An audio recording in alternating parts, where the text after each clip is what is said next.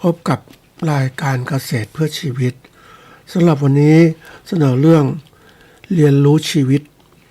ก่อนเข้าสู่รายการก็มีธรรมะมาฝากท่านผู้ฟัง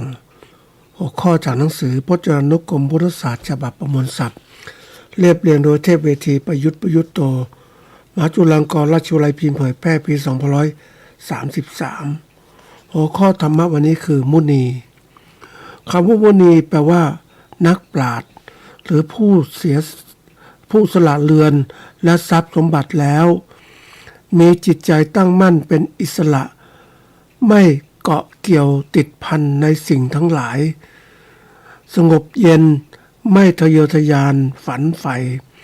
ไม่แสพล่านหวั่นไหวมีปัญญาเป็นกำลังและมีสติรักษาตนนะอีกความหมายหนึ่งก็คือว่าคือพระสงฆ์หรือนักบวชที่เข้าถึงธรรมและดำเนินชีวิตอันบริสุทธิ์นะอันนี้มุนีเนี่ยให้ความหมายที่หลายอย่างมากท่านผู้ฟังอย่างที่กล่าวไว้นี่แหละทีนี้ถ้าเราดึงความหมายที่ลึกซึ้งเหล่านั้นมาพิจารณาว่าการจะเป็นมุนีได้เนี่ยอย่างเป็นนักบวชนักปราชญ์ก็ต้องเป็นผู้รู้ต้องศึกษาทำได้จริงจังหรือจะเป็นผู้สละเรือนและทรัพย์สมบัติมีจิตใจสละต่างๆก็ต้องทำจริงจังหรือถ้าเป็นพระภิกษุสงฆ์เนี่ยหรือนักบวชเนี่ยก็ต้องเข้าถึงธรรมนะและดำเนินชีวิตอันบริสุทธิ์นี่ทีนี้เราจะคงสภาพเนี่ยเราต้องดูว่าเรามุ่งมองในแบบไหนอย่างไรอย่างเราเป็นเราอยากจะเป็นผู้ปฏิบัติธรรมนะก็ต้องทำอย่างจริงจังให้บรรลุผลจริงๆเนี่ยไม่ใช่ทำดูอย่างคำมุนีนี่สอนมากนะท่านผู้ฟังว่าคือถ้าเราจะสละเรือนและทรัพย์สมบัติเนี่ยมีจิตใจตั้งมั่นเป็นอิสระเนี่ยไม่ก่อเกี่ยวสิ่งใดทั้งหลายเหล่านี้สงบเย็นเนี่ยนี่มันลึกซึ้งนะท่านผู้ฟังการที่ได้จากสิ่งเหล่านี้ก็ต้องเป็นผู้ปฏิบัติทั้งนั้นแหละพระมุนีหรือพระสงฆ์เนี่ยนะเข้าถึงคือต้องเข้าถึงธรรมและดำเนินชีวิตอันบริสุทธิ์อันนี้เป็นสิ่งสำคัญนะท่านผู้ฟังการที่เราจะเป็นอย่างเป็นพระภิกษุสงฆ์อย่างเนี้ยนะก็ต้องจุดหมายสุดของพระภิกษุสงฆ์คือเข้าสู่มรรคผลนิพพานเราไม่ใช่เป็นพระภิกษุหรือผู้บวชเรียนแต่พระสงฆ์เนี่ยเข้าถึงซึ่งพระนิพพานนี่คือเป้าหมายสูงสุดแล้วดำเนินชีวิตอันบริสุทธิ์นี่คือสิ่งที่บอกเพราะนั้นบางทีโลกเราเนี่ยถ้าเราดูตรงเนี้ยแต่นี้มีการเขาเรียกอะไรทำตนแบบนู้นแบบนี้ทำตนให้หน้าเลื่อมใสต่างๆแต่สิ่งที่มีในตนนั้นยังไม่ดีพอเนี่ยมันก็เหมือนกับหลอกลวงนะท่านผู้ฟังเหมือนคนที่แต่งชุดขาวนะแต่ขาวนี้เด็กมันว่านะท่านผู้ฟังคือเด็กรุ่นใหม่มันบอกเฮ้ยขาวจริงหรือเปล่าขาวต่อเสื้อหรือเปล่านะใจเป็นไงบ้างใจยังเป็นปุถุชนอยู่เนี่ยนี่เด็กมันว่านะอันนี้มันเกิดขึ้นด้วยตัวของเราเองเราเห็นเองแต่ทีนี้เมื่อเราเป็นผู้ปฏิบัติก็ต้องจริงจังนะท่านผู้ฟังคืออย่าไปใส่จะไปหลอกลวงใครเราต้องทำจริงๆให้ได้ผลนะในสมคำว่ามุนีเนี่ยแม้จะเป็นนักปราชญ์ก็ต้องเป็นปราชญ์รู้จริงๆศึกษาจริงนะให้ผลจริงๆมันเกิดขึ้นนะเราไม่อยู่ในการหลอกลวงนะอย่าอยู่หลอกลวงเพราะว่ามันหลอกลวงผู้อื่นแล้วมันก็หลอกลวงตัวเองด้วยเนี่ยมันไม่สมควรนะอันนี้เป็นสิ่งที่น่าพิจารณามากความหมายที่ลึกซึ้งของมุนีนี่มีมากจริงๆท่านผู้ฟังคือจะลึกก็ยังไงก็ต้องทำให้มันจริงมันถึงใจนั่นเองนะก็ฝากไว้เป็นข้อคิดนะทีนี้วันนี้เรามาพูดถึงการศึกษา การแก้ก็เรียกว่า เรียนรู้ชีวิตซึ่งปกติแล้วเนี่ยมันเป็นสิ่งที่ต้องเขาเรียกว่าคนเราเนี่ยจะก้าวหน้าได้ นะมีคำหนึ่งเขาบอกว่าก้าวหน้าได้เร็วได้ดี ก็ต้องเรียนรู้ชีวิตนะชีวิตของใครชีวิตของตนนั่นแหละนะโดยใช้เขาเรียกว่าศึกษาเส้นทางชีวิตของผู้อื่นที่เขาประสบความสำเร็จก็มาเป็นต้นแบบเพราะบางอย่างเนี่ยมันอาศัยเวลามากถ้าเราจะลองผิดลองถูกด้วยตัวเองมันกว่าจะสำเร็จมันนานเขาจึงมีคำพูดว่าการเรียนรู้วิถีชีวิตของอื่นคือเส้นทางลัดไปสู่ความสำเร็จเราเรียนรู้ก็ดูบุคคลที่สำเร็จเขาสำเร็จอย่างไรเรียนรู้เขาผิดพลาดยังไงก็เรียนรู้เอามาใช้เสียก่อนรวดเร็วอย่างที่คำกล่าวของพระอาจารย์องค์หนึ่งก็แนะนำไว้ว่าเราก็มีพ่อแม่ครูบาอาจารย์คือพระพุทธเจ้านั่นแหละนะท่านปฏิบัติท่านเรียนรู้ธรรมะแล้วท่านมาสอนธรรมะกับเราแล้วเราก็เอาธรรมะเหล่านั้นมาใช้เลยสิไม่ต้องทดลองอีกแล้วนะมันทำได้ต่อยอดได้เลยจะมาทำเล่นทำไมว่าทำจริงๆมันก็สำเร็จได้เร็วใช่ไหมถ้าเราเรียนรู้เอาคำสอนพ่อแม่ครูบาอาจารย์มาสอนเรารีบปฏิบัติไม่ใช่ไปลองผิดลองถูกตัวเองมันช้ายุคนี้เขายุคไวๆเนี่ยเขาเรียกว่ายุคของการเรียนรู้ลอกคัดลอกนะแล้วนำไปประยุกต์ใช้นะเรียนรู้แบบเนี้ยมันเร็วแต่เราต้องรู้ให้เป็นว่าจะคัดลอกยังไงบางคนที่คัดลอกอย่างที่บอกว่าcopy and development นะ copy มาแล้วก็พัฒนาการมันดีขึ้นนะมันเป็นเรื่องสิ่งที่ต้องคิดนะท่านผู้ฟังอย่างเรื่องของบางชาติเนี่ยเขาเป็นผู้ที่คนคิดวิชาการต่างๆนะแล้ว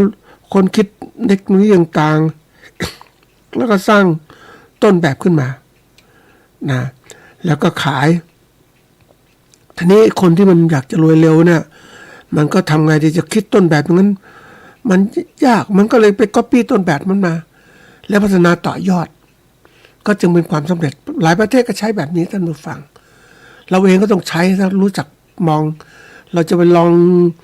เหมือนกันนึกถึงการเมืองนะท่านผู้ฟังไหมมันก็มันคือยังไงก็ตามเนี่ยเราเห็นประเทศที่เจริญแล้วเนี่ยก็มีรัฐธรรมนูญที่ดีแล้วก็เอามาสิแล้วมันล่างนู่นนั่นนี่บางทีบางคนมันเขาเรียกว่าคนบางคนกลัวเสียอำนาจก็ไม่อยากให้ใช้ต้องใช้แบบนี้แหละประเทศไทยมันต้องมันเหมือนเป็นอะไรนะมีคำพูดที่เขาพูดว่าจะทำพัฒนารถไฟความเร็วสูงเนี่ยก็ทำให้ถนนมันทุกสายไม่มีให้มันแบบว่ามันดีที่ก่อนน่ะถึงจะทำรถไฟความเร็วสูงเนี่ยบางคนพูดอย่างนี้มันเหมือนกับว่าพูดแบบชนิดที่เรียกว่ามันไม่เข้าใจท่านผู้ฟัง บางที่มันเจริญก็ต้องมีรถไฟความเร็วสูงนะมันเจริญเนี่ยคนมันเยอะบางที่ไม่เจริญจะไปลงทุนสร้างถนนทำไมมันก็ปล่อยเป็นลูกรังไปก่อนเพราะว่าไม่มีคนใช้ใช่ไหมเนี่ยกรณีนี้เหมือนกันในการที่เราจะเรียนรู้เนี่ยมันต้องลอกแบบมาดูว่าวิเคราะห์เป็นยังไงนะจะไปบางคนที่บอกเฮ้ยรัฐธรรมนูญเนี่ยบางทีต้องเอามาร่างเองมันก็เราลอกมันเอามาแบบที่ประเทศที่เขาเจริญอย่างอเมริการัฐธรรมนูญก็เป็นยังไงก็เอามาเลยแล้วมาปรับปรุงเอาจะค่อยร่างทีละส่วนหรือจะเป็นสังคมนิยมก็เอาลัทธิของคอมมิวนิสต์มาใช้เลยมันดูเป็นยังไงมันเห็นเนี่ยอะไรดีไม่ดีเปรียบเทียบได้เราต้องฉลาดอย่างนั้นนะอันนี้คือเราเรียนรู้ชีวิตของเรานี่แหละเรียนรู้เนี่ย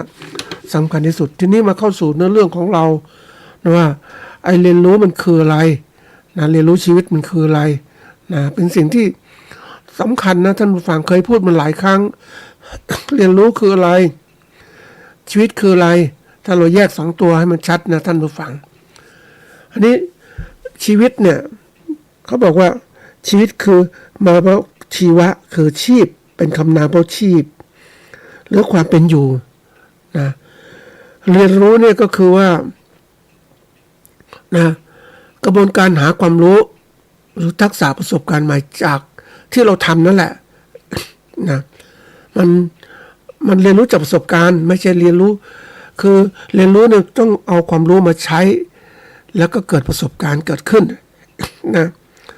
ปกติคนเรามักจะชอบรู้ รู้จากการที่มีผู้สอนมีตำรับตำราสอนแต่เราก็แค่รู้แต่เราต้องมาปฏิบัติเราก็มีการที่เรียกว่าลงมือเอามาทำเองได้ความรู้แล้วมาลงมือปฏิบัติมันก็จะเกิดอะไร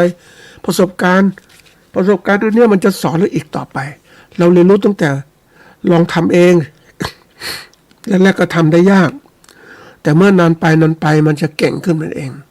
มันจะเรียนรู้ว่าเฮ้ยอะไรถูกอะไรผิดมันจำมันเหมือนกับว่ามันเจ็บมันจำนะท่านผู้ฟังประสบการณ์มันสอนมันจะมีประสบการณ์ในความสำเร็จล้มเหลวก็สอนเราว่านี่คือทำยังไงมันล้มเหลวเราหยุดได้ที่ล้มเหลวแล้วมันจำมาเป็นก็เลยมันถึงใจถึงใจมันก็จำได้ไม่ลืมรวมความแล้วความหมายของคำว่าเรียนรู้ชีวิตเนี่ยก็คือว่าเป็นกระบวนการแสวงหาความรู้ทักษะแปลว่าความชำนาญเนี่ยและประสบการณ์ใหม่ๆอย่างต่อเนื่องตลอดชีวิตนะไม่จำกัดอยู่ในเพียงในห้องเรียนหรือระบบการศึกษาเท่านั้นแต่รวมถึงการเรียนรู้จากประสบการณ์จริงการฝึกฝนตนเองและการเปลี่ยนแปลงพฤติกรรมที่เกิดจากการรับรู้ข้อมูลข่าวสารความรู้และประสบการณ์ต่างๆจนลมหายใจสุดท้ายคนส่วนใหญ่เนี่ยชอบจะเรียนรู้แค่ช่วงสั้นๆแต่นี่คำว่าเรียนรู้ชีวิตเนี่ยมันไม่ว่าชีวิตเราหรือชีวิตคนอื่นก็ตามมันต้องมองให้ออกเรียนรู้ตั้งแต่ต้นจนจบท่านผู้ฟังเพราะนั้นบางทีคนเราบอกเฮ้ยแค่นี้ หยุดแค่นี้พอแล้วบางคนเรียนจบปริญญาตรีปริญญาโทปริญญาเอกก็จบแล้วแค่นี้พอมันไม่ใช่วิชาการต่างๆพัฒนาไปไกลมากมันต้องเรียนรู้ไปเรื่อยๆมันต้องใส่ใจท่านผู้ฟังเหมือนเราปลูกข้าวเนี่ยเราก็เรียนรู้ปลูกข้าวมาเป็นนะเรียนรู้มาทำงี้ก็เป็นปลูกข้าวใช่ไหมแต่เราไม่ใส่ใจเรียนรู้ว่าเฮ้ยมันทำยังไงข้าวต้องผลผลิตสูงขึ้นมันต้องเรียนรู้ต่อไปว่าพันธุ์ข้าวมันต้องเปลี่ยนแปลงนะจะพันธุ์เดิมๆเนี่ยโอ้ยต้นสูงข้าวรวงนิดเดียวแต่รุ่นใหม่ๆเนี่ยพันธุ์ใหม่ๆเนี่ยมันโอ้ยต้นแค่เตี้ยนิดเดียวก็โอ้ยผลผลิตเยอะแยะเลยอาจจะการแตกกอก็ดีแล้วก็ดีมากนี่พันธุ์ข้าวระบบของการดินเป็นยังไงก็ต้องเรียนรู้ต่อไปว่าดินมันสภาพนี้ไม่ได้มันเปลี่ยนแปลงตลอดมันใช้พืชปลูกมันใช้ปุ๋ยใช้อะไรเราต้องดูแลดินยังไง เราก็มีวิชาการใหม่เข้าไปปรับปรุงเรียนรู้การจัดการปลูกข้าวยังไงเก็บเกี่ยวข้าวยังไงหลักๆข้าวยังไงมันมีอะไรใหม่ๆเยอะแยะไปหมดท่านผู้ฟังยังนึกถึงเรื่องนี้สำคัญนะท่านผู้ฟังเกษตรกรที่ห่างไกลจากศูนย์วิชาการเนี่ยนะอย่างข้าวอย่างเงี้ยแต่ก่อนกรมการข้าวอยู่ที่กระทรวงเกษตรบางเขนกรุงเทพเขามีแปลงทดลองต่างๆรอบๆกรุงเทพเพราะนั้น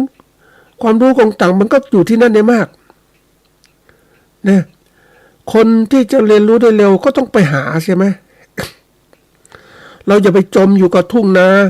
เราก็ต้องไปหาความรู้จากกรมวิชาการข้าวมาดูเป็นยังไงบ้าง มันดีไม่ดียังไงอย่างช่วงวันแรกนาขวัญก็จะไปดูสมัยก่อนไปดูพันธุ์ข้าวดูอะไรต่างๆใหม่ๆแล้วหาความรู้งานแสดงวิชาการเขาเรียกอะไรทุกปีมีการจัดงานเกษตรนะอย่างวันที่2 กุมภาพันธ์ก็งานเกษตรแห่งชาติก็ไปดูก็ได้ความรู้เยอะแยะไปหมดทุกด้านนี่คืออะไรนี่คือการเรียนรู้นะเราเอาวิชาการของเขามาทดลองเรียนรู้หรือเราเรียนรู้ของเราไปศึกษาของเขาพันธุ์ข้าวก็ดีอย่างไรเนี่ยคือระบบของการที่พัฒนาตนเองแต่เรามาจมอยู่เนี่ยไม่ศึกษาโลกมันเปลี่ยนขนาดไหนเรายังปลูกข้าวอย่างเนี้ย ยังนึกถึงโอ้มันคนแหมมันคือคนยังนึกถึงภาคเหนือเรานะก็มีเกษตรการมีการปลูกข้าวแบบขั้นบันไดนะโอ้ลงทุนสูงมากนะท่านผู้ฟังใช่ไหมปลูกข้าวอย่างขั้นบันไดแล้วก็กินข้าวเอาข้าวไว้กินไว้ใช้แต่เดี๋ยวนี้เราพัฒนาแล้วการปลูกข้าวบนขั้นบันไดมันขาดน้ำขาดอะไรดินต่างๆก็ไม่โดนสมบูรณ์แล้วไปปลูกทำไมเรามีความคิดใหม่สิ เห็นไหมแล้วฉันที่จะไปปลูกข้าวซื้อข้าวกินได้ไหม ได้ถ้าเรามีเงินอ่ะก็เลิกปลูกข้าวที่มันปลูกพืชที่มันให้ผลตอบแทนมากกว่าข้าวบนภูเขาอ่ะใช่ไหมปลูกไม้ผลไม้อะไรต่างที่ยืนต้นเก็บผลผลิตแล้วขายมีราคา นี่มันแทนที่มาปลูกข้าวที่อื่นก็ปลูกข้าวราคาถูกเราก็ซื้อข้าวกินก็ได้ใช่ไหมนี่คือการเรียนรู้ว่าเราจะทำหรือไม่ทำมันมองเห็นมันเห็นอะไรท่านผู้ฟังมันถ้าเราเรียนรู้กว้างไประบบโลกเนี่ยมันว่ารู้มากจริงๆนะท่านผู้ฟังความรู้มันเยอะไปหมด เราจะเลือกอาชีพอะไรเหมาะอะไรเหมือนไปเจอภูเขาลูกหนึ่งเนี่ยท่านผู้ฟังนะเขาปลูกกาแฟเห็นไหมเขาก็ทำได้ดีก็ปลูกข้าวอีกใช่ไหมไปปลูกแมคคาเดเมียโอ้ดีอ่ะใช่ไหมไปปลูกโกโก้เงี้ยไปปลูกส้มเงี้ยไปที่บางที่เป็นน้ำดีนะท่านผู้ฟังไปปลูกส้มมันดีกว่าปลูกข้าวนะข้าวคุณปลูกได้เกวียนเท่าไหร่อย่างเนี้ย ไม่มีการเปรียบเทียบความรู้ที่มันมากขึ้นทำให้รู้จักการเปรียบเทียบยังไงบ้างทำไมคนถึงเขาเรียกว่าไม่ค่อยเรียนรู้เพราะไม่มองเห็นประโยชน์ของการเรียนรู้อย่างที่มันต่อเนื่องเนี่ยมันบอกมันลำบากนะมันตามไม่ทันอ่ะเขาบอกผู้เรียนรู้ตลอดชีวิตนั้นคือบุคคลที่ตระหนักถึงความสำคัญของการศึกษาเพื่อพัฒนาตนเองครอบครัวองค์กรและชุมชนมีใจใฝ่รู้และสามารถนำตนเอง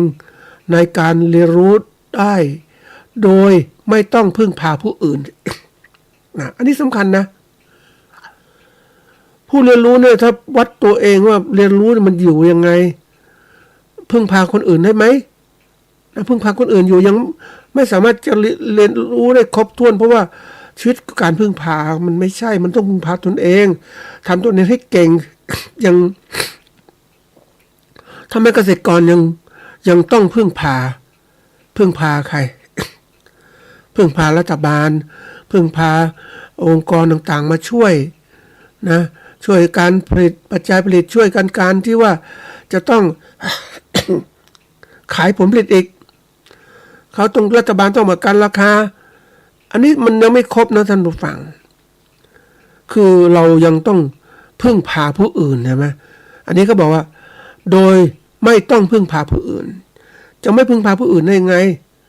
นะก็ต้องทำตัวให้เป็นเก่งมากขึ้นก็คือจะเป็นเกษตรกรเล็กๆทำไมต้องพึ่งพาทำมันใหญ่โตขึ้นมาทำเป็นผู้ประกอบการ นะซื้อเองขายเองอย่างเงี้ยยังนึกถึงตัวนี้มันเป็นบทเรียนสำคัญนะมันก็นึกถึงเกษตรกรทำไมถึงยากจนไม่รวยเนี่ยก็เพราะอะไรเกษตรกรถูกเอารัดเอาเปรียบทุกด้านเลยทางด้านการผลิตปัจจัยผลิตต้องซื้อราคาแพงๆทั้งนั้นเลย นะคือพึ่งพาปัจจัยอื่นหมดอะมันคุมตลาดเองไม่ได้แล้วมาถึงการตลาดเนี่ยก็ต้องพึ่งพาพ่อค้าคนกลางพ่อค้าลงสีกดราคาอีกนะราคากำหนดไม่ได้ก็เลยไม่รวยสิท่านผู้ฟัง เพราะขู่ก็เอาเปรียบสมมติข้าวเกลือละ7-8 พันเนี่ยต้นทุนไปละ7,000มันขายได้กำไรแค่1,000เดียวทั้ง มันไม่คุ้มอ่ะแต่ถ้าเราเป็นผู้คิดอย่างผู้ประกอบการที่เคยบอกหลายตอนแล้วว่าเราต้องทำยังไงให้ยืนเหนือตัวเองต้องหัดคิดหัดทำ อย่างปุ๋ยแล้วก็ทำเองบ้างได้เนี่ยปุ๋ยหมักปุ๋ยแล้วก็ใช้ลงไป อย่างที่แทนที่เกษตรนะท่านผู้ฟัง คือเกษตรไม่พัฒนาอันนี้เราเรียกเกษตรไม่พัฒนาเกษตรกรไม่พัฒนาอย่างเวลาทำการเกษตรเสร็จแล้วเนี่ยก็เผาซากพืชซากเนี่ยเผาอย่างเป็นชาวนาก็เผาต้นตอสร้างต่างๆนะมันเป็นเพราะอะไรความไม่รู้อ่ะเราไม่รู้เพราะไม่ศึกษาใช่ไหมแต่เรารู้จักเราเผาอย่างเงี้ยเราต้องการรวงข้าวไปขายแต่เราไม่ต้องการให้ธาตุอาหารต่างๆมันหายไปหมดกับมันหายไปกับรวงข้าวก็เม็ดข้าวก็ช่างมันส่วนนั้นแต่เราต้องดูแลจัดการคือเอาต้นตอสั่งต่างๆมาหมักให้เกิดผลเกิดปุ๋ยเกิดขึ้นดูแลจัดการต่างๆนะมันบางทีนึกถึงเขาปลูกถั่วนะท่านผู้ฟัง ถั่วบำรุงดินน่ะในกรมพัฒนาที่ดินก็มีถั่วบำรุงดินคือปลูกถั่ว ปลูกถั่วเนี่ยถั่วมันเป็นพืชที่ตึงไนโตรเจนเนี่ยจะเอาไปที่ปมรากของมันแล้วก็เวลาเขาปลูกเสร็จแล้วถึงเวลาจะปลูกพืชหลักเนี่ยเขาก็ไถพรวนพวกพืชตระกูลถั่วนี้หมักลงไปมันก็เพิ่มไนโตรเจนในดินของเราใช่ไหมเนี่ยนี่คือตัวอย่างการเรียนรู้มันต้องเป็นอย่างนี้นี่การจัดการผลิตเราต้องไม่ต้องพึ่งพาปุ๋ยเคมีซึ่งบางทีมันใส่อะไรไปเยอะแยะนะมันมีการหลอกลวงท่านผู้ฟังปุ๋ยบางทีมันก็ไม่เต็มสูตรมันผสมนู่นผสมนี่เยอะแยะเราต้องเรียนรู้ให้มันทันนะเราไม่จะปลูกข้าวต้องใช้ปุ๋ยแล้วก็สร้างปุ๋ยขึ้นมาเองก็ได้ปีนี้ปลูกข้าวปีหน้าไม่ปลูกข้าวเปลี่ยนพืชอื่นปลูกถั่วก็ได้แล้วก็ได้มันบำรุงดินหมักลงไปไถกลบลงไปดินก็จะดีขึ้นได้มีการพักด้วยนะอันนี้เป็นตัวอย่างนี่จัดการปัจจัยผลิตต่างๆทั้งหมดด้านการผลิตยาฆ่าแมลงก็รู้จักใช้มันเป็นไม่ใช้น้อยรู้จักอะไรต่างๆนะบางคนซื้อยาฆ่าแมลงใช้มากมายทีเดียวเลย เขาบอกอะไรก็ต้องใช้จริงๆพืชต่างๆมันก็มีภูมิต้านทานในตัวมันเองเลือกพันธุ์ดีๆก็มันก็ทนทานได้นะนี่คือตัวสำคัญเราต้องศึกษาให้มันมากขึ้นนี่มาถึงการตลาดเนี่ยอย่างที่เกษตรกรจะรวยได้ก็ต้องจากการตลาดแทนที่ไปขายข้าวให้คนอื่นต้องขายเองสิแต่นี่มันมีโรงสีขนาดเครื่องสีข้าวขนาดเล็กอย่างเงี้ยเราก็ต้องเอามาทำเองใส่เองในประเทศหนึ่งที่เคยเล่าให้ท่านผู้ฟังว่า ประเทศญี่ปุ่นเกษตรกรถูกเอารัดเปรียบเฉพาะข้าวกลางไม่รวยนะท่านผู้ฟังถูกเอารัดเปรียบเพราะอะไรก็คือเพราะข้าวกลางก็กดราคาตลอดนะแกก็เลยต้องมาขายเอาสินค้ามาขายเองแล้วก็สร้างความน่าเชื่อถือต่างๆว่ามันดียังไงเพราะนั้นพูดพวกเขาเข้าใจเขาก็ซื้อกินซื้อเดี๋ยวนี้ไม่พอแกก็มีการใช้ขายออนไลน์ด้วยอะไรด้วยไม่พอก็เปิดการสั่งจองสินค้าเกษตรของเกษตรกรอะไรเนี่ยผู้บริโภคสั่งจองนะท่านผู้ฟังเพราะในตลาดเนี่ยมันไม่ได้ของแท้ของดีมันแปรรูปมันมีอะไรเยอะแยะไปหมดอะถ้าซื้อจากเกษตรกรโดยตรงเนี่ยดีกว่าไหมผู้บริโภคเขาฉลาดนะท่านผู้ฟังเขาเริ่มรู้ว่าถ้ากินของที่มันไม่ดีอย่างก่อนเนี่ยอันนี้มันมีสินค้าจีนเข้ามานะท่านผู้ฟัง พืชผลเกษตรแล้วมันใส่สารเคมีมหาศาลเลยแล้วเราก็ไม่รู้ว่ามันสะอาดอะไรต่างแต่มีการวิเคราะห์ว่าปนเปื้อนด้วยสารเคมีมหาศาลทีเดียวนะอันนี้เป็นเรื่องจริงนะภาครัฐก็จะไปดูตรวจสอบการนำเข้าแต่ว่าถ้าตรวจสอบไม่ดีผู้บริโภคเป็นยังไงอย่างที่เราซื้อสินค้าเกษตรของเราเนี่ยนะอย่างที่เคยเล่าท่านผู้ฟังว่าเกษตรกรเขารู้อ่ะผักอันไหนเขากินเองมันจะมีแมลงกินต่างๆเยอะแยะแต่เขากินเขารู้มันสะอาดปลอดภัยไม่มีสารเคมีแต่อันไหนที่ใช้ผู้บริโภคก็บอกต้องสะอาดอย่างนั้นไม่มีรอยแมลงกินพืชผักเนี่ย ดีที่สุดเลยแต่รู้ไหมว่าเกษตรกรใช้เคมีเกษตรมากเท่าไหร่ใช่ไหมกับการดูแลอย่างนี้เสร็จผู้บริโภคก็ไม่รู้ใช่ไหมเขารู้ถึงนั้นถึงนี้เขาต้องรู้เพราะนั้นผู้บริโภคต้องฉลาดขึ้นผู้ผลิตต้องฉลาดขึ้นเกษตรกรต้องฉลาดขึ้นในการดูแลจัดการสินค้าตัวเองให้มีคุณภาพเพื่อผู้บริโภคที่ดีขึ้นอันนี้คือเราต้องเรียนรู้ท่านผู้ฟังมันเป็นสิ่งสำคัญที่สุดนะการเรียนรู้ทั้งหมดเนี่ย เรียนรู้ชีวิตเนี่ยแล้วชีวิตเขาต้องเรียนรู้นะท่านผู้ฟังอย่าไปเอาเปรียบเขา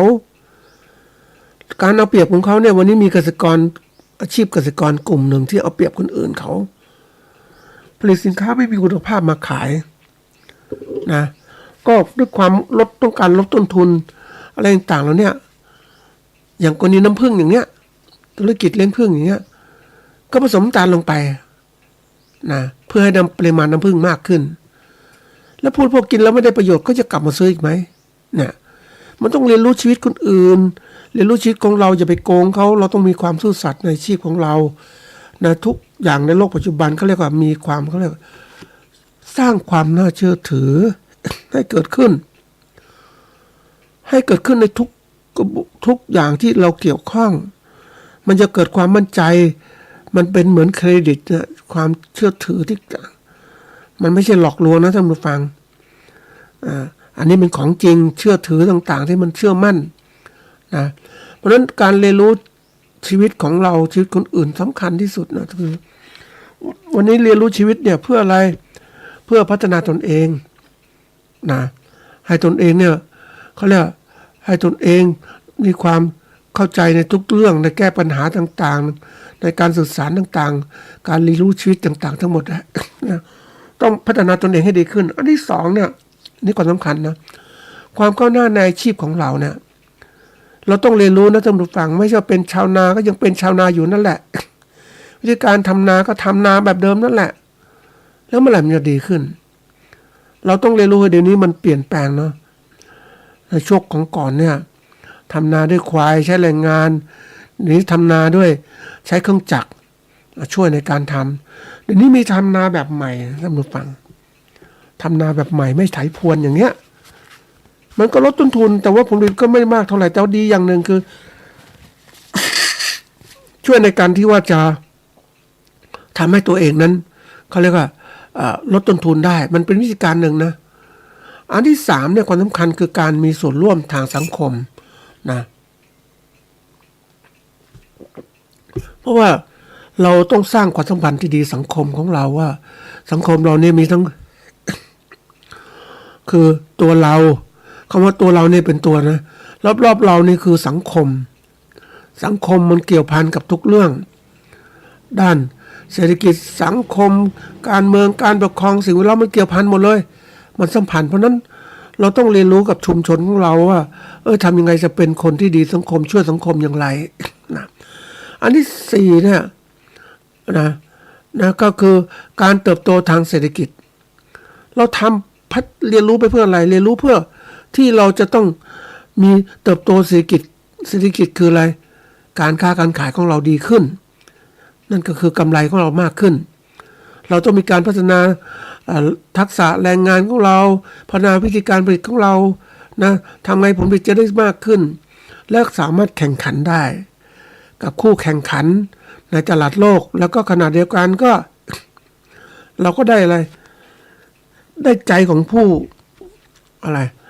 บริโภคมั่นใจในสินค้าของเรานะ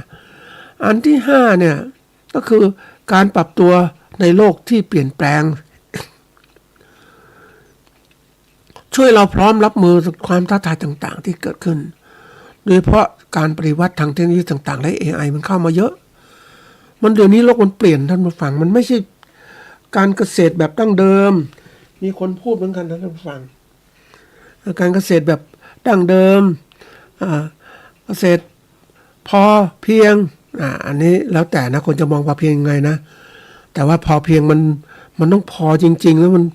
มันยิ่งใหญ่จริงๆนะต้องศึกษาลึกซึ้งตรงนี้อีกนะเพราะนั้นเดี๋ยวนี้มันไม่ใช่นะท่านผู้ฟังการเกษตรต้องมีผลกำไร นะก็สร้างสรรค์ชีวิตของเราให้ดีขึ้นนะในแง่ของโลกธุรกิจเนี่ยเราต้องเอาตัวนี้มาจัดเขาเรียกว่ามาเข้ากับชีวิตของเรานะท่านผู้ฟัง เพราะไอ้ตัวที่มันบีบคั้นทำให้เราต้องพัฒนาเนี่ยคือสิ่งแวดล้อมที่เกี่ยวข้องโลกมันเปลี่ยนโลกาภิวัตน์มันทำให้คนลองเปลี่ยนความคิดเปลี่ยนอะไรต่างๆมากมายทีเดียวเลยเราจะเกษตรแบบดั้งเดิมนะเกษตรธรรมชาติมันอยู่ไม่ได้ในโลกปัจจุบันเพราะอะไรรู้ไหมคู่แข่งของเราเนี่ย อย่างสมมติทำการเกษตรธรรมชาติดั้งเดิมนะแล้วก็ทำไปเรื่อยๆอยู่อย่างธรรมชาติ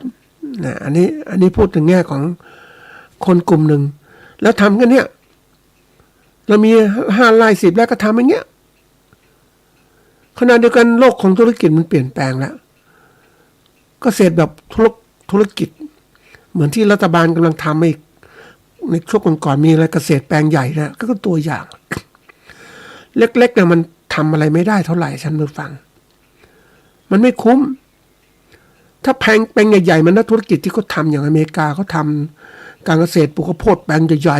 ๆนะทำนาข้าวก็ใหญ่นะแล้วอะไรมันจะทำการเกษตรใหญ่มันก็มีเลยเมื่อขนาดมันขนาดใหญ่นะประการแรกก็คือความคุ้มค่าทางการลงทุนนะแปลงใหญ่มันการทำใหญ่ๆเนี่ยมันเหมือนกับว่าต้นทุนต่อหน่วยผลิตมันถูกลงมันต่ำลงเพราะเราทำทีเดียวเหมือนคนทำนานี่แหละทำงาน1 ไร่ก็ต้องเสียเวลา1 ไร่นะแล้วก็ต้องเสียเวลาจัดการข้าว1 ไร่เนี่ยขายยังไงแต่มันเสียเวลาที่ว่ามันไม่คุ้มค่าคือไปเดินทางไปตลาดขายข้าว1 ไร่นะแต่อีกคนนึงทำงาน100 ไร่เนี่ยเดินไปตลาดขายข้าว100 ไร่อ่ะมันคุ้มกว่ากันไหมทำทีเดียวได้มากกว่าใช่ไหมกำไรได้ก็มากกว่าใช่ไหมเนี่ยมันคุ้มจัดการเวลาจัดการธุรกิจจัดการต้นทุนและที่มันทำมากๆเนี่ยมันต้นทุนต่อหน่วยผลิตมันถูกมันแน่นอนความชำนาญมันเยอะขึ้นมันเยอะเนี่ย ต้นทุนผลิตมันต่อหน่วยก็ถูกก็สามารถแข่งขันกับคู่แข่งขันได้ทำไมธุรกิจจีนอุตสาหกรรมจีนนั้นแข่งขันกับที่อื่นได้ก็เพราะว่าเขาเนี่ยทำการผลิตให้มันมากขึ้นการมองตลาดมากขึ้นนะขยับใหญ่มองตลาดนะมองเห็นได้ชัดเจนและมองถึงความประหยัดที่มันมีอยู่เพราะนั้นเอาชนะคู่แข่งขันได้สบายใช่ไหมไปเห็นสินค้าจีนนี่ราคาถูกมาขายเพราะอะไรเขาทำจำนวนมากแต่เราทำจำนวนน้อยๆทำมันก็เลยไม่คุ้มค่าแล้วก็เจอการแข่งขันที่รุนแรงแล้วก็พังสิเราขายไม่ได้แล้วใช่ไหมขาดทุนเขาบอกโลกเนี่ยมันเปลี่ยนแปลงนะความสำคัญการเลี้ยงชีวิตเนี่ยมันทั้งอย่างที่บอกว่าต้องเข้าใจหลักให้มากขึ้นว่าเราต้องพัฒนาตนเองก้าวหน้าในชีพมีส่วนร่วมสังคมมีการโตเศรษฐกิจมีการปรับตัวในโลกที่เปลี่ยนแปลงต้องปรับตัวนะถ้าไม่ปรับตัวอยู่ไม่ได้ท่านผู้ฟังยุคเนี่ยอย่างที่เขามีอะไรนะก่อนได้มีโอกาสเข้าร่วมเรื่องของการปฏิบัติการที่ดีทางการเกษตรทำไมต้องมีการปฏิบัติการที่ดีทางการเกษตรถ้าปฏิบัติการที่ไม่ดีการเกษตรต้นทุนมันสูงท่านผู้ฟังเรียนผิดมันไม่ถูกต้องแต่ถ้ามีการปฏิบัติการที่ดีทางการเกษตรเนี่ยมันครบวงจรเลยมันทุกอย่างต้องถูกต้องดีที่สุดเพราะนั้นผลผลิตก็ออกมาดีที่สุดคุณภาพดีที่สุดใช่ไหมเพราะมันถูกดีตั้งแต่เริ่มต้นน่ะทุกขั้นตอนแต่ถ้าไม่มีปฏิบัติการที่ดีทางการเกษตรที่ถูกต้องมันผิดอันนู้นก็ผิดอันนี้ก็ผิดอันนี้ถูกอันนั้นผิดมันก็เลยผลผลิตออกมาก็ไม่ได้สามารถที่จะคุณภาพดีแข่งขันคนอื่นได้ที่สุดก็ขาดทุนอีกขายไม่ได้ใช่ไหมเขาบอกโลกเปลี่ยนแปลงรวดเร็วมีความรู้วิทยาการและเทคโนโลยีใหม่ๆมากเกิดขึ้นอย่างตลอดเวลาทุกคนจำเป็นต้องปรับตัวให้เท่าทันโลกอยู่เสมอคือทันปกติมันจะมี3ตัวนะไม่ทันแล้วก็นำสมัยเลยมันจะมีคนอย่างนี้โลกมันเปลี่ยนเพราะนั้นการเรียนรู้ต่อเนื่องมันสำคัญมากทำให้เราอยู่สังคมได้ดีขึ้นเราจะบอกไม่เอาแล้วทำไมคนแก่ถึงพัฒนาด้วยเพราะว่าเขาไม่พัฒนาแต่เด็กรุ่นใหม่มันโอ้โหยอมรับมันพัฒนาอย่างกรณีที่เราเห็นเนี่ยใช่ไหมลงทะเบียนรับเงินอย่างเงี้ยมันไวมากเลยมันวางนู่นเลยมันเล่นอินเทอร์เน็ตบ่อยเล่นสมาร์ทโฟนบ่อยคนแก่คนเฒ่าเหรอทำไม่ได้บางทีไม่ได้รู้มันคืออะไรเพราะโลกมันเปลี่ยนใช่ไหมเราแก่ชราก็โอกาสเรียนรู้โลกก็ช้าลงมันเหมือนกับว่าความกระตือร้นมันไม่มีมันทุกอย่างมันเหมือนกับว่ามันเป็นไปตามวัยท่านผู้ฟังเราเห็นได้คนที่มันกระตือร้นมันเดินจับแต่คนแก่เนี่ยเดินปวดนู่นปวดนี่เขาขยับขาไปมานะเราดูประเทศที่พัฒนาเร็วนะอย่างญี่ปุ่นเนี่ยคนวัยรุ่นคนทำงานก็โดนจับเร็วมากเลยนะเพราะทุกอย่างเวลามันล็อกไปหมดเลยต้องไปถึงสถานีรถไฟขึ้นรถไฟนี่ไปทำงานอย่างนี้ตรวจสอบทั้งหมดเลยเรามาทำเล่นๆไม่ได้เดินเอื่อยๆไม่ได้มันแข่งขันกับเขาไม่ได้ นี่คือตัวอย่างนี่มันต้องดูว่าเราต้องหัดเรียนรู้ท่านผู้ฟังอันนี้ให้ความสำคัญนะยิ่งวันนี้มีวิธีการเรียนรู้มากขึ้นยิ่งไปคนแล้วเนี่ยมันมีหลายอย่างท่านผู้ฟังคนบางคนเนี่ยบอกว่าเรียนรู้เนี่ยนะต้องมาจากห้องเรียนห้องเรียนมันให้แค่รู้นะท่านผู้ฟัง มีผู้สอนนะหรือมีหนังสือเราอ่านหนังสือก็มีผู้หนังสือเป็นสอนเราอะเราต้องอ่านเดี๋ยวนี้มันมีอีกเป็นอีบุ๊กขึ้นมาอีกไม่พอสามารถค้นเรื่องราวจากอินเทอร์เน็ตต่างๆ มันเรียนรู้ได้ไวขึ้นเพราะฉะนั้นคนที่เขาจะเรียนรู้เนี่ยจงอย่าหยุดนิ่งเด็ดขาดเพราะว่าถ้าเราไม่เรียนรู้เราก็จะไม่ทันคนอื่นเขา ทุกเรื่องนะท่านผู้ฟังไม่ทันนะไม่ทันโลกต่างๆที่เปลี่ยนแปลงเนี่ยมันไม่ทันกับใครรู้ไหมอย่างเราเนี่ยเราเป็นอะไรรู้ไหมเป็นคนระดับไหนต้องหัดถามตัวเองระดับไหน ถ้าเราเป็นแบ่งวรรณะเนี่ยวรรณะกษัตริย์พราหมณ์แพทย์สูตรอาจารย์ทานเหมือนอินเดียเนี่ยอันนั้นคือวรรณะที่เขาแบ่งแล้วคนก็ ถูกแบ่งวรรณะก็มีความคิดแบบนั้นแต่คนไทยไม่ใช่ถูกแบ่งวรรณะอย่างนั้นเราต้องทำตัวของเราเนี่ยแหมมันนึกถึงคนที่เขาเป็นจันทานนะท่านผู้ฟังมันอดไม่ได้เหมือนกัน เราอาบน้ำข้างบนในถาดวรรณกษัตริย์ข้างบนน้ำดีมากเลยนะเราไม่ถือวรรณะเนี่ยไปอาบข้างบนนั้นที่วรรณกษัตริย์หรือแพทย์วรรณะที่แบบพราหมณ์กษัตริย์นะมันก็ชั้นนั้นมันสูงมากเลยน้ำดีทีนี้ เราก็อาบได้จริงๆเลยแต่มาเจอคนข้างล่างที่เป็นจันทานนะอาบน้ำแต่ที่คนอื่นเขาอาบแล้วดำก็ดำอะไรก็เอานะมันเป็นความรู้สึกที่มันฝังตัวใช่ไหมในคนที่แบบถูกฝังด้วยความคิดดั้งเดิม มนุษย์เราเนี่ยจงอย่าให้ความคิดดั้งเดิมที่มันหล่อหลอมมันปลูกฝังทำให้คนบอกมันมาฉันมาต่ำต้อยฉันเป็นนู่นเป็นนี่ฉันไม่มีบารมีฉันจริงๆมนุษย์เกิดมาเหมือนกันนะท่านผู้ฟังมันทับเทียมกันแต่มันแตกต่างขึ้นอยู่ที่กรรมที่เราทำวิบากกรรมที่เราทำมาเราสามารถสร้างสรรค์ชีวิตเราได้เราก็สามารถจะเรียนรู้โลกได้ อย่าไปติดยึดว่าฉันอยากลำบากฉันจนฉันไม่มีการศึกษาโอ้นั่นมันโบราณแต่ยุคใหม่ๆเนี่ยจงเรียนรู้โลกให้มากขึ้นเดี๋ยวนี้มันมีสื่อเราต้องเรียนรู้ให้มากอย่าให้ความคิดเก่าๆโบราณมันกดดันนะทุกคนเรียนรู้มันจะเรียนรู้จะเปลี่ยนสถานะของตนเองเรียนรู้อย่างนึกคนจีนที่เขาเข้ามาเมืองไทยเขายากจนน่ะเสือผืนม้อนใบมาอยู่อย่างนี้เขาสร้างเป็นนักธุรกิจใหญ่โตยังไงเขาเรียนรู้ตลอดชีวิตของเขาแล้วก็เริ่มสร้างสรรค์ตัวเองในการลงทุนในการวางแผนต่างๆ เราต้องเรียนรู้อย่างนี้จะทำมันนึกถึงคนไทยเจ้าของประเทศนะเราอยู่อย่างเนี้ยใช้ชีวิตแบบอย่างนี้แล้วสันโดษนะสันโดษก็แปลความหมายผิดนะพอเพียงตามหลักพุทธเจ้าสอนอย่างนี้มันไม่ใช่มันผิดใช่ไหมสันโดษแปลความหมายผิดมันก็ผิดสิเราต้องเรียนรู้อย่าไปบอกเฮ้ยเรามีเป็นชาวนานะสมมติว่า ถูกก็บอกว่าเป็นชาวนาเราจะเป็นชาวนานะถ้าเราคิดแบบชาวนาแล้วแค่นี้ตกต่ำถูกกดดันก็แค่นี้แล้วก็คิดแค่เนี้ยไม่ใช่เราต้องเปลี่ยนสถานะของเราเนี่ยจากเป็นผู้เป็นเกษตรกรผู้ปลูกพืชเลี้ยงสัตว์ของเราเนี่ยให้มันดีขึ้นต้องฉลาดขึ้นต้องเรียนรู้มากขึ้นอย่าไปคิดว่าการกดดันตัวเองให้มันอยู่แบบ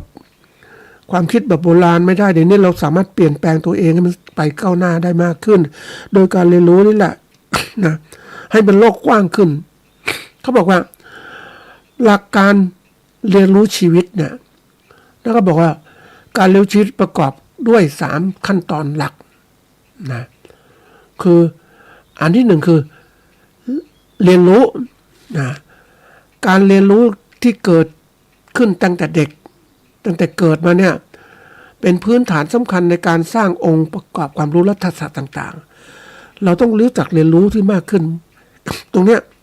วันก่อนไปเจอนะท่านผู้ฟังแม่มันเห็นนะคือพ่อแม่เป็นคนขายแรงงานทีนี้ยุคใหม่ๆเนี่ยเขาเรียกว่าเด็กใหม่ๆก็ถูกส่งไปเรียนหนังสือนะจากอนุบาลนะประถมต่างๆเนี่ยที ทีนี้ปิดเทอมปรากฏไปเห็นพ่อแม่เอาลูกมาเพราะว่าลูกโรงเรียนปิดเทอมอ่ะนี่เด็กรุ่นใหม่มันเหมือนกับว่ามันถูกปลูกฝังตั้งแต่มันแตกต่างจากรุ่นพวกเจนเจน Y นู่นน่ะนี่มันเจนอัลฟานะปรากฏมันขยันมากท่านผู้ฟังมันพ่อแม่ก็พามาที่ทำงานมันก็เอาพ่อแม่ก็เตรียมเอกสาร สมุดหนังสือมาไอเด็กคนนี้มันก็ไปนั่งพ่อแม่ทำงานมันก็ไปนั่งเขียนอะไรกระดาษลงกระดาษต่างๆมันเหมือนกับความตั้งใจนี่คือการฝึกนะมันปลูกตั้งแต่เด็กนะนี่เด็กรุ่นใหม่ๆมันปลูกฝังนี้มันถึงเจริญเร็วไงแต่เด็กรุ่นพวกอัลฟาพวกเอ็กพวกเจน X เจน Y รุ่นโบราณเนี่ยเราไม่มีอย่างนี้เพราะนั่นนี่คือระบบของการว่าเราอยู่บนโลกนี้ต้องเรียนรู้ทุกอย่างนะท่านผู้ฟังแล้วพวกที่ว่าเรียนรู้เนี่ยการเรียนรู้แล้วเนี่ยเขาบอกว่าขั้นตอนต่อมาคือละทิ้งสิ่งที่เคยเรียนรู้ว่าเป็นความจริงนะเพราะสถานการณ์เปลี่ยนแปลงไปเหล่านี้อาจจะไม่จริงเราจะยึดของเดิมเนี่ยสมมติว่าโครงการหนึ่งนะโคกหนองนาอย่างเนี้ยโคกหนองนามีมานานแล้วท่านผู้ฟังโคกหนองนาในสมัยที่เป็นชาวนานี่มันมีโคกมีหนองมีนาของเรานี่โครงการโบราณนะท่านผู้ฟังนี่โครงการโบราณเนี่ยเราคิดว่ามันดีเรามาทำอย่างเงี้ยโอ้มันไม่ไหววะนะโลกมันเปลี่ยนแล้วอะเพราะนั้นวันนี้มันไม่มีเราไม่มีโคกแล้วนะเราจะปลูกบ้านบนที่ดอนก็ได้ที่ไหนก็ได้นะน้ำก็ขุดจากใต้ดินหรือมีทานชนมาทานไปใส่นาทันที ไม่ต้องมีหนองก็เลี้ยงเปล่านะเดี๋ยวนี้มันต้องมีระบบของการจัดการน้ำจัดการต่างๆไปเดินเห็นเขาทำระบบเนื้อแต่ก่อนนี่นะ อันนี้ทางหลวงนะทางหลวงเนี่ยถึงเวลาสมัยก่อนในเวลาที่จะกลางถนนก็จะปลูกต้นไม้ปลูกอะไรมันด้วยสวยงามเพราะว่าให้ผู้ขับรถสบายใจก็จะมีการรดน้ำต้นไม้นะเดี๋ยวนี้มันทันสมัยนะวางท่อน้ำระบายท่อน้ำเลยท่อน้ำเป็นท่อเซลอนท่ออะไรต่างๆเนี่ยวางไว้ในเพราะนั้นไม่ต้องมีรดน้ำแล้วก็จะเวลาถึงเวลาเปิดน้ำก็เปิดน้ำจะไหลไปตามท่อที่ถนนนั่นแหละฝังไว้ในถนนแล้วก็ให้ต้นไม้ได้งามขึ้นเห็นไหมเนี่ยการที่เรียนรู้แล้วอย่าไปคิดความรู้เดิมมันคงที่เพราะตราบใดก็ตามโลกปัจจุบันมันเปลี่ยนแล้วเราจะเรียนรู้สิ่งต่างๆมันเปลี่ยนไปเราต้องละทิ้งของเก่าเฉพาะของเก่ามันดีเหมือนกับคนทำนาเนี่ยทำนาขั้นบันไดมันดีโอ้ยมันต้นทุนมันสูงนะท่านผู้ฟังนะเราต้องเปลี่ยนไปทำอย่างอื่นได้ไหมมันไม่คุ้มทางเศรษฐกิจใช่ไหมเนี่ยความรู้มันเปลี่ยนตลอดเวลาแต่ความรู้ทางพุทธศาสนาไม่เปลี่ยนนะท่านผู้ฟังพระสัจธรรมเป็นของจริงอย่างนั้นแต่ความรู้ของโลกมันไม่ใช่ละมันโลกความรู้โลกมันค่อยๆเปิดบางทีละชั้นละชั้นแต่ก่อนไม่รู้ว่ามันต้อง อ่านหนังสือถึงจะมีความรู้นะคนสมัยก่อนชอบอ่านหนังสือเพราะว่าเรียนจบแล้วไม่มีอะไรต้องอ่านหนังสือมีหนังสือต่างๆเยอะแยะเดี๋ยวนี้คนไม่อ่านหนังสือเท่าไหร่ละก็มาอ่านในอินเทอร์เน็ตออนไลน์ต่างๆมากขึ้นเห็นไหมเขาเปลี่ยนรูปแบบการเรียนรู้เพราะนั้นจะไปคิดว่าของเก่ามันดีตลอดมันไม่ใช่มันเปลี่ยนแปลงแล้วก็อันที่3ก็คือว่าเรียนรู้ใหม่การเรียนรู้สิ่งที่เคยรู้ว่าโดยมุมมองใหม่นะมันจะทำให้เราได้เห็นอะไรต่างๆมากขึ้นอย่างทำอะไรดีขึ้นมันก็ต้องมีการปรับปรุงเพราะนั้นมันจะมีขั้นตอนที่เรียกว่าเรียนรู้ใหม่มันสำคัญนะท่านผู้ฟังเพราะมันทันกับโลก คือมันผลจากการปรับตัวเองและพัฒนาตนเองอย่างต่อเนื่องนั่นเองมันจะปรับใหม่คนเราเนี่ยถ้าบอกว่ามีการเรียนรู้ที่มากขึ้นมันเปลี่ยนไปโดยอัตโนมัตินะเรียนรู้มันก็ละทิ้งไอ้ของเก่าๆนี่มันไม่ถูกต้องมันก็ถูกละทิ้งไปโดยอัตโนมัติแล้วเอาสิ่งใหม่ๆมาปฏิบัติมันเรียนรู้ต่อไปอีกมันก็เหมือนธรรมชาตินะท่านผู้ฟังการเรียนรู้เหมือนการเดินทางเดินถนนท่านนี้มันผ่านกิโลเมตรที่1ไปแล้ว มันจะไปสู่กิโลเมตรที่ 2แล้วเราจะไปเก็บความคิดความอ่านมาเห็นในกิโลเมตรที่ 1มามันอยู่กิโลเมตรที่ 2แล้วเราต้องสนใจปัจจุบันใช่ไหมเดี๋ยวนี้มันเข้าสู่กิโลเมตรที่ 3แล้วก็สนใจที่ 3ใช่ไหมที่ 1ที่ 2ก็ต้องทิ้งใช่ไหมมันทรงความทรงจำอยู่แต่ขณะที่เราอยู่ใช้เนี่ยเราต้องจำสิ่งที่ปัจจุบันโลกปัจจุบันมันเปลี่ยนแปลงเร็วนะท่านผู้ฟังเพราะนั้นมันต้องเรียนรู้ว่าการเรียนรู้ชีวิตประกอบ3ขั้นตอนคือขั้นตอน1เรียนรู้ขั้นตอนที่2ละทิ้งขั้นตอนที่2เรียนรู้ใหม่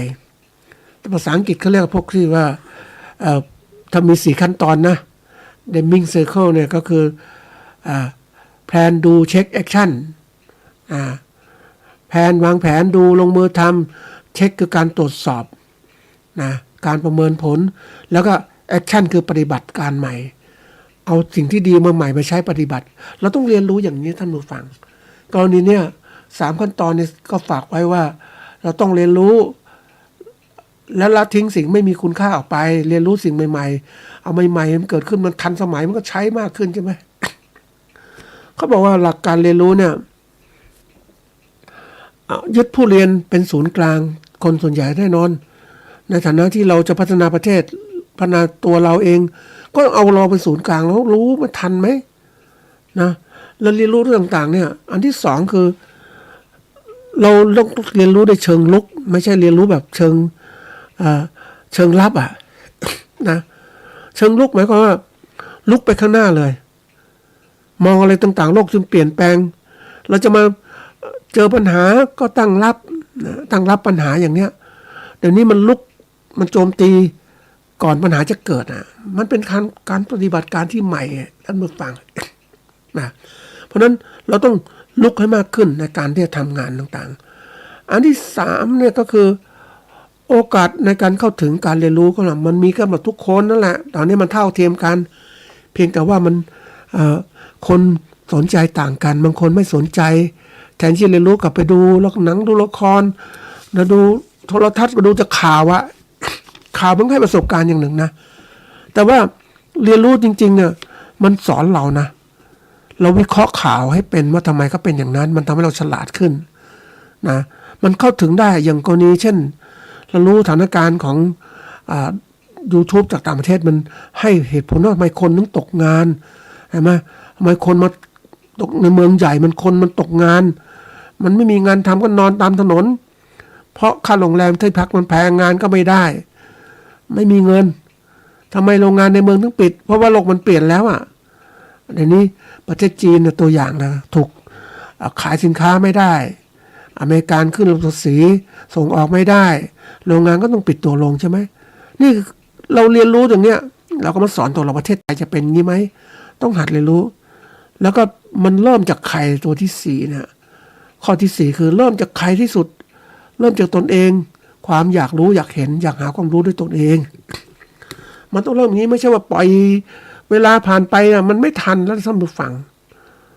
หลักการสำคัญที่บอกว่าตัวเราเนี่ยสำคัญที่สุดเราต้องพัฒนาตนเองให้รู้ทันโลกแล้วก็ต้องหาความรู้ใหม่ๆเพราะว่าการทำงานมันเปลี่ยนแปลงแก้ไขมันเปลี่ยนแปลงเร็วโอกาสเข้าถึงความรู้มีทุกคนเพียงแต่เราจะใช้ตรงนี้ไหมอย่างเรามีสมาร์ทโฟนก็สามารถอ่านได้อะไรได้เรามีคอมพิวเตอร์กับอินเทอร์เน็ตอ่านเยอะแยะไปหมดเลยนะแล้วก็มีตัวเขาเรียกว่าเริ่มจากตัวเราเองต้องวางเราอยากรู้ไหมต้องทำตรงนี้เพราะคนส่วนใหญ่เนี่ยไม่ค่อยอยากรู้ ในสมัยก่อนนะผู้ฟังมันมีหนังสือพิมพ์ขายดีมากเพราะว่าอะไรมันความรู้ไม่มีในโลกปัจจุบันมันหาข้อมูลความรู้เดี๋ยวนี้มีหมดเลยวิทยุโทรทัศน์อินเทอร์เน็ตมีหมดเลยหนังสือพิมพ์ที่มันความรู้ช้าๆมันก็ขายไม่ได้ใช่ไหมนี่ตัวอย่างเดี๋ยวนี้มันต้องไวความรู้ไวมากนะท่านผู้ฟังแล้วเข้าสู่ไปดูโทรทัศน์ต่างประเทศมันก็ได้เดี๋ยวนี้ก็เป็นยังไงประเทศเศรษฐกิจเขาเป็นยังไงนะแปลไม่ได้ก็ใช้สื่อช่วยแปลเราจะเรียนรู้มากขึ้นนั่นเองเพราะนั้นฝากไว้ว่าการที่เราจะเรียนรู้โลกกว้างขึ้นต้องเอาตัวเองเนี่ยให้รู้นะเรียนรู้เชิงลุกให้มากขึ้นแล้วก็เข้าถึงความรู้ให้มากขึ้นโดยการที่ว่าทำตัวเองให้อยากรู้อยากเห็นไม่ใช่ปล่อยเฉื่อยชามันไปไม่ได้เดี๋ยวนี้ที่ประเทศไม่พัฒนาเพราะความเฉื่อยชาของคนนี่แหละ ไม่พัฒนาตนเอง ไม่รู้ แล้วก็ไม่สำเร็จในชีวิต